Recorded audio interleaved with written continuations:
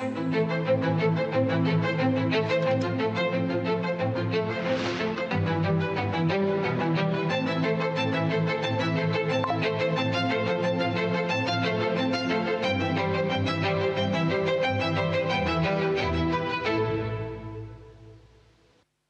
प्यारे देशवासियों, नमस्कार।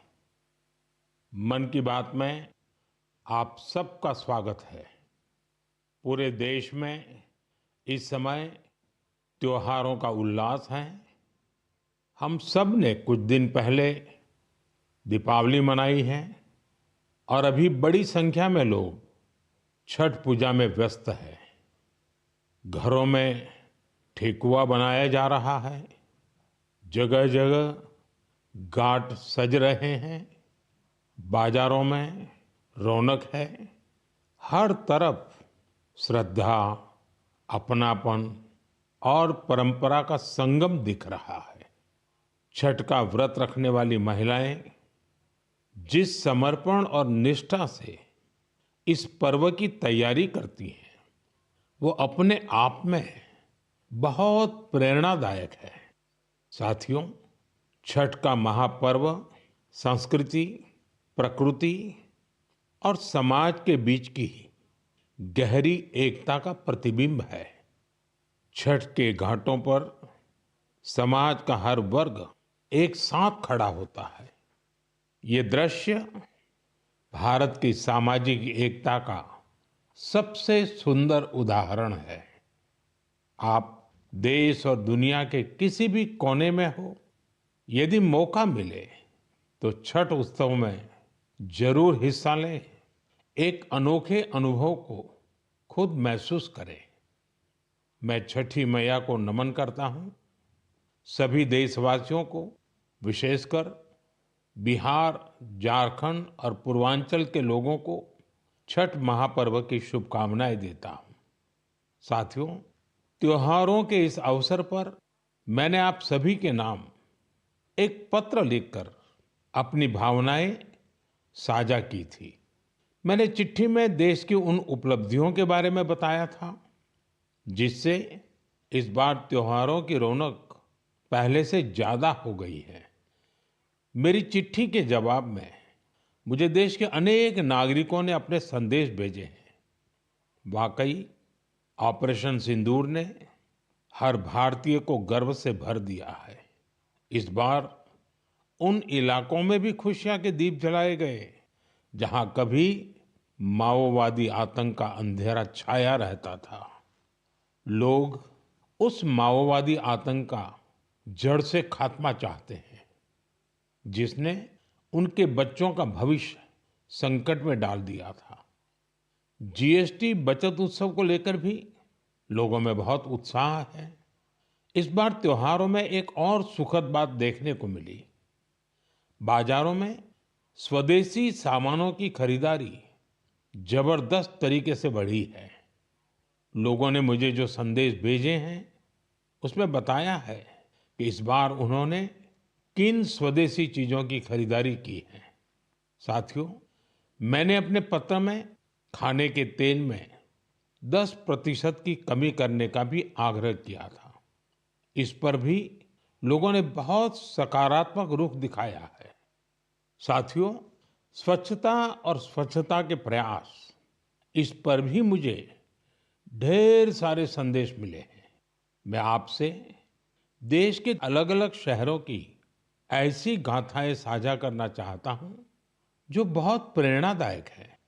छत्तीसगढ़ के अंबिकापुर में शहर से प्लास्टिक कचरा साफ करने के लिए एक अनोखी पहल की गई है। अंबिकापुर में गार्बेज कैफे चलाए जा रहे हैं। ये ऐसे कैफे हैं जहां प्लास्टिक कचरा लेकर जाने पर भरपेट खाना खिलाया जाता है। अगर कोई व्यक्ति 1 किलो प्लास्टिक लेकर जाए, उसे दोपहर या रात का खाना मिलता है और कोई आधा किलो प्लास्टिक ले जाए तो नाश्ता मिल जाता है। ये कैफे अंबिकापुर म्युनिसिपल कॉरपोरेशन चलाता है। साथियों, इसी तरह का कमाल बेंगलुरु में इंजीनियर कपिल शर्मा जी ने किया है। बेंगलुरु को झीलों का शहर कहा जाता है और कपिल जी ने यहाँ झीलों को नया जीवन देने का अभियान शुरू किया है। कपिल जी की टीम ने बेंगलुरु और आसपास के इलाकों में 40 कुओं और 6 झीलों को फिर से जिंदा कर दिया है। खास बात तो ये है कि उन्होंने अपने मिशन में कॉरपोरेट्स और स्थानीय लोगों को भी जोड़ा है। उनकी संस्था पेड़ लगाने के अभियान से भी जुड़ी है। साथियों, अंबिकापुर और बेंगलुरु ये प्रेरक उदाहरण बताते हैं कि जब ठान लिया जाए तो बदलाव भी आकर के ही रहता है। साथियों, बदलाव के एक और प्रयास का उदाहरण मैं आपसे साझा करना चाहता हूं। आप सब जानते हैं, जैसे पहाड़ों पर और मैदानी इलाकों में जंगल होते हैं, ये जंगल मिट्टी को बांधे रहते हैं। कुछ वैसी ही अहमियत समंदर के किनारे मैंग्रोव की होती है। मैंग्रोव समुद्र के खारे पानी और दलदली जमीन में उगते हैं और समुद्री इकोसिस्टम का एक अहम हिस्सा होते हैं। सुनामी या साइक्लोन जैसी आपदा आने पर ये मैंग्रोव बहुत मददगार साबित होते हैं। साथियों, गुजरात के वन विभाग ने मैंग्रोव के इस महत्व को समझते हुए खास मुहिम चलाई हुई है। 5 साल पहले वन विभाग की टीमों ने अहमदाबाद के नजदीक धौलेरा में मैंग्रोव लगाने का काम शुरू किया था और आज धौलेरा तट पर 3,500 हेक्टेयर में मैंग्रोव फैल चुके हैं। इन मैंग्रोव का असर आज पूरे क्षेत्र में देखने को मिल रहा है। वहां की इकोसिस्टम में डॉल्फिन्स की संख्या बढ़ गई है। केकड़े और दूसरे जलीय जीव भी पहले से ज्यादा हो गए हैं। यही नहीं, अब यहाँ प्रवासी पक्षी भी काफी संख्या में आ रहे हैं। इससे वहां के पर्यावरण पर अच्छा प्रभाव तो पड़ा ही है, धौलेरा के मछली पालकों को भी फायदा हो रहा है।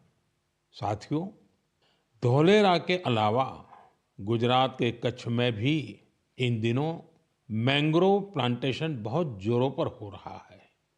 वहां कोरी क्रीक में मैंग्रोव लर्निंग सेंटर भी बनाया गया है।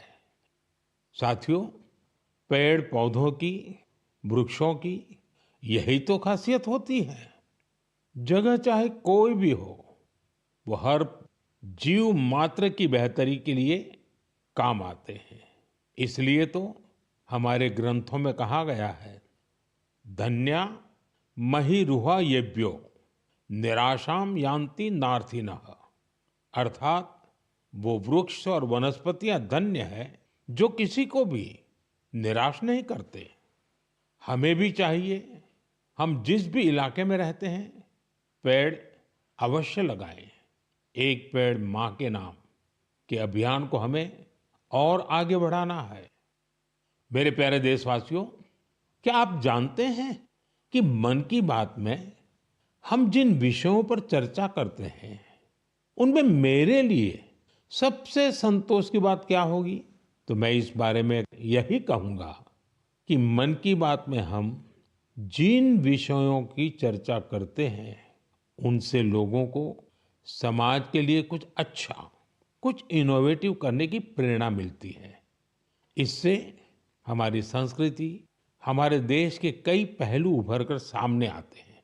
साथियों, आप में से बहुतों को याद होगा, करीब 5 वर्ष पहले मैंने इस कार्यक्रम में भारतीय नस्ल के श्वान यानी डॉग्स की चर्चा की थी। मैंने देशवासियों के साथ ही अपने सुरक्षा बलों से आग्रह किया था कि वे भारतीय नस्ल के डॉग्स को अपनाएं, क्योंकि वो हमारे परिवेश और परिस्थितियों के अनुरूप ज्यादा आसानी से ढल जाते हैं। मुझे ये बताते हुए खुशी हो रही है कि हमारी सुरक्षा एजेंसियों ने इस दिशा में काफी सराहनीय प्रयास किए हैं। बीएसएफ और सीआरपीएफ ने अपने दस्तों में भारतीय नस्ल के डॉग्स की संख्या बढ़ाई है। डॉग्स की ट्रेनिंग के लिए बीएसएफ का नेशनल ट्रेनिंग सेंटर ग्वालियर के टेकनपुर में है।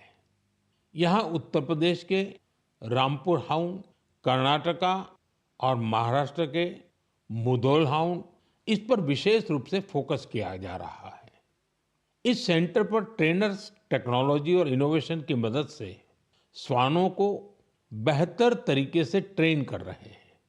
भारतीय नस्ल वाले डॉग्स के लिए ट्रेनिंग मैनुअल्स को फिर से लिखा गया है ताकि उनके यूनिक स्ट्रेंथ्स को सामने लाया जा सके। बेंगलुरु में सीआरपीएफ के dog breeding and training school में मॉन्ग्रेल्स, मुधोल हाउंड, कोम्बाई और पांडिकोना जैसे भारतीय श्वानों को ट्रेन किया जा रहा है। साथियों, पिछले वर्ष लखनऊ में all India police duty meet का आयोजन हुआ था। उस समय रिया नाम की श्वान ने लोगों का ध्यान अपनी ओर खींचा था। ये एक मुधोल हाउंड है जिसे बीएसएफ ने ट्रेन किया है। रिया ने यहाँ कई फॉरेन ब्रीड्स को पछाड़ते हुए पहला पुरस्कार जीता। साथियों, अब बीएसएफ ने अपने डॉग्स को विदेशी नामों के बजाय भारतीय नाम देने की परंपरा शुरू की है।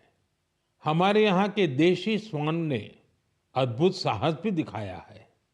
पिछले वर्ष छत्तीसगढ़ के माओवाद से प्रभावित रहे क्षेत्र में गश्त के दौरान सीआरपीएफ के एक देशी श्वान ने 8 किलोग्राम विस्फोटक का पता लगाया था। बीएसएफ और सीआरपीएफ ने इस दिशा में जो प्रयास किए हैं उसके लिए मैं उन्हें बधाई देता हूं। वैसे मुझे 31 अक्टूबर का भी इंतजार है। यह लौह पुरुष सरदार पटेल की जयंती का दिन है। इस अवसर पर हर वर्ष गुजरात के एकता नगर में स्टैच्यू ऑफ यूनिटी के समीप विशेष समारोह आयोजित किए जाते हैं। यहीं पर एकता दिवस परेड भी होती है और इस परेड में फिर से भारतीय श्वानों के सामर्थ्य का प्रदर्शन होगा। आप भी मौका निकालकर इसे जरूर देखिएगा। मेरे प्यारे देशवासियों, सरदार पटेल जी की 150वीं जयंती का दिन पूरे देश के लिए एक बहुत विशेष अवसर है। सरदार पटेल आधुनिक काल में राष्ट्र की सबसे महान विभूतियों में से एक रहे हैं। उनके विराट व्यक्तित्व में अनेक गुण एक साथ समाहित थे। वे एक अत्यंत प्रतिभाशाली छात्र रहे। उन्होंने भारत और ब्रिटेन दोनों ही जगह पढ़ाई में बेहतरीन प्रदर्शन किया। वे अपने समय के सबसे सफल वकीलों में से भी एक थे। वो वकालत में और नाम कमा सकते थे, लेकिन गांधी जी से प्रेरित होकर उन्होंने खुद को स्वतंत्रता आंदोलन में पूरी तरह समर्पित कर दिया। खेड़ा सत्याग्रह से लेकर बोरसद सत्याग्रह तक अनेक आंदोलनों में उनके योगदान को आज भी याद किया जाता है। अहमदाबाद म्युनिसिपैलिटी के प्रमुख के रूप में उनका कार्यकाल भी ऐतिहासिक रहा था। उन्होंने स्वच्छता और सुशासन को सर्वोच्च प्राथमिकता दी। उप प्रधानमंत्री और गृह मंत्री के रूप में उनके योगदान के लिए हम सभी सदैव उनके ऋणी रहेंगे। साथियों, सरदार पटेल ने भारत के ब्यूरोक्रेटिक फ्रेमवर्क की एक मजबूत नींव भी रखी। देश की एकता और अखंडता के लिए उन्होंने अद्वितीय प्रयास किए।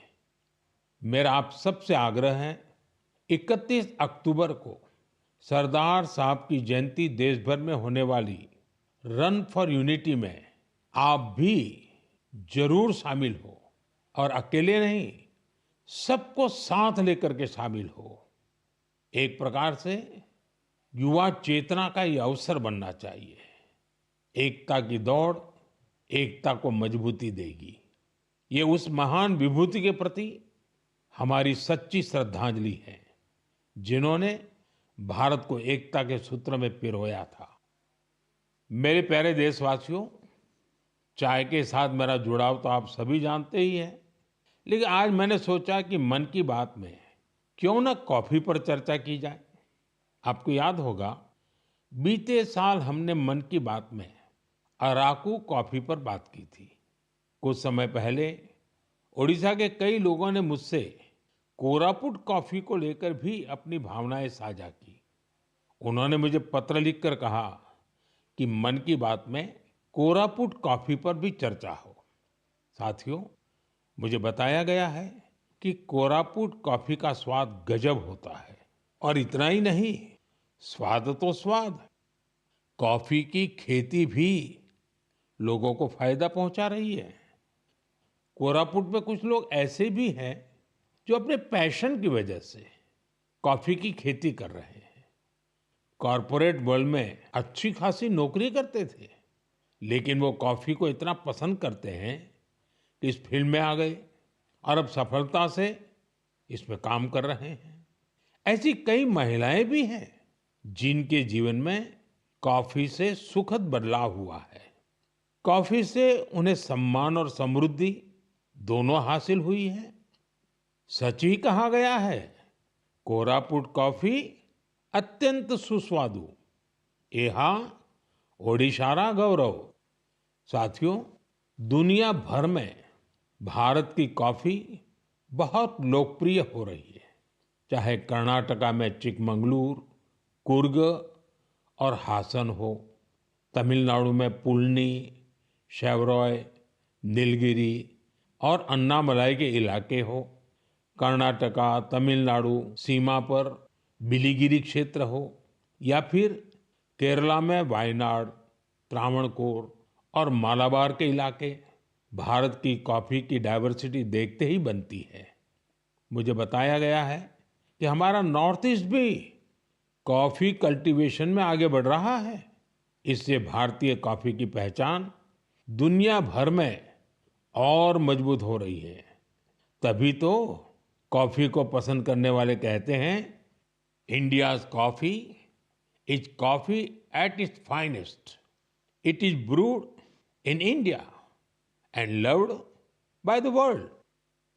मेरे प्यारे देशवासियों, अब मन की बात में एक ऐसे विषय की बात जो हम सबके दिलों के बेहद करीब है। ये विषय है हमारे राष्ट्रगीत का। भारत का राष्ट्रगीत यानी वंदे मातरम। एक ऐसा गीत जिसका पहला शब्द ही हमारे हृदय में भावनाओं का उफान ला देता है। वंदे मातरम, इस एक शब्द में कितने ही भाव है, कितनी ऊर्जाएं हैं। सहज भाव में ये हमें माँ भारती के वात्सल्य का अनुभव कराता है। यही हमें माँ भारती की संतानों के रूप में अपने दायित्वों का बोध कराता है। अगर कठिनाई का समय होता है तो वंदे मातरम का उद्घोष 140 करोड़ भारतीयों को एकता की ऊर्जा से भर देता है। साथियों, राष्ट्रभक्ति, माँ भारती से प्रेम, ये अगर शब्दों से परे की भावना है तो वंदे मातरम उस अमूर्त भावना को साकार स्वर देने वाला गीत है।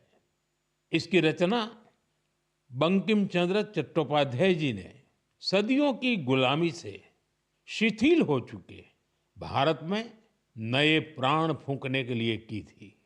वंदे मातरम भले ही 19वीं शताब्दी में लिखा गया था, लेकिन इसकी भावना भारत की हजारों वर्ष पुरानी अमर चेतना से जुड़ी थी। वेदों ने जिस भाव को माता भूमि पुत्रो अहम पृथिव्याः कहकर भारतीय सभ्यता की नींव रखी थी, बंकिम चंद्र जी ने वंदे मातरम लिखकर मातृभूमि और उसकी संतानों के उसी रिश्ते को भाव विश्व में एक मंत्र के रूप में बांध दिया था। साथियों, आप सोच रहे होंगे कि मैं अचानक से वंदे मातरम की इतनी बातें क्यों कर रहा हूं। दरअसल कुछ ही दिनों बाद 7 नवंबर को हम वंदे मातरम के 150वें वर्ष के उत्सव में प्रवेश करने वाले हैं। 150 वर्ष पूर्व वंदे मातरम की रचना हुई थी और 1896 में गुरुदेव रविंद्रनाथ टैगोर ने पहली बार इसे गाया था। साथियों, वंदे मातरम के गान में करोड़ों देशवासियों ने हमेशा राष्ट्र प्रेम के अपार उफान को महसूस किया है। हमारी पीढ़ियों ने वंदे मातरम के शब्दों में भारत के एक जीवंत और भव्य स्वरूप के दर्शन किए हैं। सुजलाम सुफलाम मलयज शीतलाम शस्य श्यामलाम मातरम वंदे मातरम। हमें ऐसा ही भारत बनाना है। वंदे मातरम हमारे इन प्रयासों में हमेशा हमारी प्रेरणा बनेगा। इसलिए हमें वंदे मातरम के 150वें वर्ष को भी यादगार बनाना है। आने वाली पीढ़ी के लिए ये संस्कार सरिता को हमें आगे बढ़ाना है। आने वाले समय में वंदे मातरम से जुड़े कई कार्यक्रम होंगे, देश में कई आयोजन होंगे। मैं चाहूंगा हम सब देशवासी वंदे मातरम के गौरवगान के लिए स्वतः स्फूर्त भावना से भी प्रयास करें। आप मुझे अपने सुझाव हैशटैग वंदे मातरम 150 के साथ जरूर भेजिए। हैशटैग वंदे मातरम 150। मुझे आपके सुझावों का इंतजार रहेगा और हम सब इस अवसर को ऐतिहासिक बनाने के लिए काम करेंगे। मेरे प्यारे देशवासियों, संस्कृत का नाम सुनते ही हमारे मन मस्तिष्क में आता है हमारे धर्म ग्रंथ, वेद, उपनिषद, पुराण, शास्त्र, प्राचीन ज्ञान विज्ञान, अध्यात्म और दर्शन। लेकिन एक समय इन सब के साथ साथ संस्कृत बातचीत की भी भाषा थी। उस युग में अध्ययन और शोध संस्कृत में ही किए जाते थे। नाट्य मंचन भी संस्कृत में होते थे। लेकिन दुर्भाग्य से गुलामी के कालखंड में भी और आजादी के बाद भी संस्कृत लगातार उपेक्षा का शिकार हुई। इस वजह से युवा पीढ़ियों में संस्कृत के प्रति आकर्षण भी कम होता चला गया। लेकिन साथियों, अब समय बदल रहा है तो संस्कृत का भी समय बदल रहा है। संस्कृति और सोशल मीडिया की दुनिया ने संस्कृत को नई प्राणवायु दे दी है। इन दिनों कई युवा संस्कृत को लेकर बहुत रोचक काम कर रहे हैं। आप सोशल मीडिया पर जाएंगे तो आपको ऐसी कई रील्स दिखेगी जहां कई युवा संस्कृत में और संस्कृत के बारे में बात करते दिखाई देंगे। कई लोग तो अपने सोशल मीडिया चैनल के जरिए संस्कृत सिखाते भी हैं। ऐसे ही एक युवा कंटेंट क्रिएटर है भाई यश साळुंके। यश की खास बात यह है कि वो कंटेंट क्रिएटर भी है और क्रिकेटर भी हैं। संस्कृत में बात करते हुए क्रिकेट खेलने की उनकी रील लोगों ने खूब पसंद की है। आप सुनिए। पश्यतु अहं कथं क्रीडामि। देवराज सेव्यमान पावनाग्नि पंकजं ज्ञानयज्ञ सूत्रमिन्दु शेखरं कृपाकरम्। प्रातः नूतनं कन्दुकं गृह्णातु। नारदादि योगी वृन्दवन्दितं दिगम्बरम्। इमं कन्दुकं सावधानेन पश्य चषटकाय ताडय। आशिकापुराधिनाथ कालभैरवं भजे, कालभैरवं भजे। साथियों, कमला और जानवी इन दो बहनों का काम भी शानदार है। ये दोनों बहनें अध्यात्म, दर्शन और संगीत पर कंटेंट बनाती हैं। इंस्टाग्राम पर एक और युवा का चैनल है संस्कृत छात्रो अहम। इस चैनल को चलाने वाले युवा साथी संस्कृत से जुड़ी जानकारियां तो देते ही हैं, वो संस्कृत में हास परिहास के वीडियो भी बनाते हैं। युवा संस्कृत में ये वीडियो भी खूब पसंद करते हैं। आप में से कई साथियों ने समष्टि के वीडियोज भी देखे होंगे। समष्टि संस्कृत में अपने गानों को अलग अलग तरह से प्रस्तुत करती है। एक और युवा है भावेश भीमनाथनी। भावेश संस्कृत श्लोकों, आध्यात्मिक दर्शन और सिद्धांतों के बारे में बात करते हैं। साथियों, भाषा किसी भी सभ्यता के मूल्यों और परंपराओं की वाहक होती है। संस्कृत ने ये कर्तव्य हजारों वर्ष तक निभाया है। ये देखना सुखद है कि अब संस्कृत के लिए भी कुछ युवा अपना कर्तव्य निभा रहे हैं। मेरे प्यारे देशवासियों, अब मैं आपको जरा फ्लैशबैक में लेकर चलूंगा। आप कल्पना करिए, 20वीं सदी का शुरुआती कालखंड। तब दूर दूर तक आजादी की कहीं कोई उम्मीद नजर नहीं आ रही थी। पूरे भारत में अंग्रेजों ने शोषण की सारी सीमाएं लांघ दी थी और उस दौर में हैदराबाद के देशभक्त लोगों के लिए दमन का दौर और भी भयावह था। वे क्रूर और निर्दयी निजाम के अत्याचारों को भी झेलने को मजबूर थे। गरीबों, वंचितों और आदिवासी समुदायों पर तो अत्याचार की कोई सीमा ही नहीं थी। उनकी जमीनें छीन ली जाती थी, साथ ही भारी टैक्स भी लगाया जाता था। अगर वे इस अन्याय का विरोध करते तो उनके हाथ तक काट दिए जाते थे। साथियों, ऐसे कठिन समय में करीब 20 साल का एक नौजवान इस अन्याय के खिलाफ खड़ा हुआ था। आज एक खास वजह से मैं उस नौजवान की चर्चा कर रहा हूं। उसका नाम बताने से पहले मैं उसकी वीरता की बात आपको बताऊंगा। साथियों, उस दौर में जब निजाम के खिलाफ एक शब्द बोलना भी गुनाह था, उस नौजवान ने सिद्दीकी नाम के निजाम के एक अधिकारी को खुली चुनौती दे दी थी। निजाम ने सिद्दीकी को किसानों की फसलें जब्त करने के लिए भेजा था, लेकिन अत्याचार के खिलाफ इस संघर्ष में उस नौजवान ने सिद्दीकी को मौत के घाट उतार दिया। वो गिरफ्तारी से बच निकलने में भी कामयाब रहा। निजाम की अत्याचारी पुलिस से बचते हुए वो नौजवान वहां से सैकड़ों किलोमीटर दूर असम जा पहुंचा। साथियों, मैं जिस महान विभूति की चर्चा कर रहा हूं, उनका नाम है कोमरम भीम। अभी 22 अक्टूबर को ही उनकी जन्म जयंती मनाई है। कोमरम भीम की आयु बहुत लंबी नहीं रही। वो महज 40 वर्ष ही जीवित रहे, लेकिन अपने जीवन काल में उन्होंने अनगिनत लोगों, विशेषकर आदिवासी समाज के हृदय में अमिट छाप छोड़ी। उन्होंने निजाम के खिलाफ संघर्ष कर रहे लोगों में नई ताकत भरी। वे अपने रणनीतिक कौशल के लिए भी जाने जाते थे। निजाम की सत्ता के लिए वे बहुत बड़ी चुनौती बन गए थे।